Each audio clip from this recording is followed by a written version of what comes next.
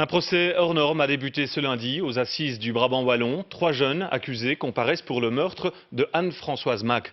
C'est une lettre anonyme rédigée 7 ans après les faits qui a permis de retrouver les auteurs du meurtre. Compte rendu d'audience, Benjamin Braun et Jean-Noël Van Espen. Ils sont 3 dans le box des accusés. Ils n'ont pas encore 30 ans. L'un d'eux était même mineur au moment des faits. Les pièces à conviction témoignent de la violence de la mise à mort de la victime.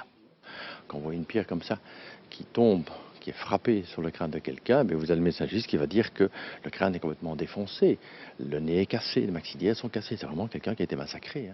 Enterré 2 jours plus tard, le corps d'Anne-Françoise Mack ne sera découvert par les enquêteurs que 6 ans après son homicide.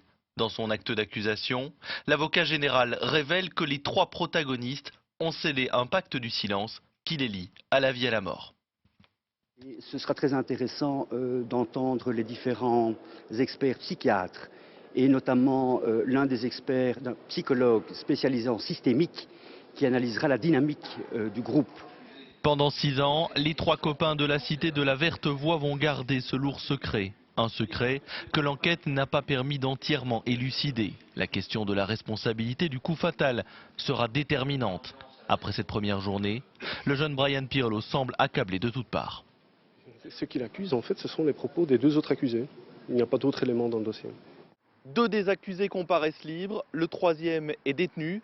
Reste désormais à savoir le rôle qu'a joué chacun des prévenus dans cette escapade meurtrière commise à l'époque des faits par 3 adolescents.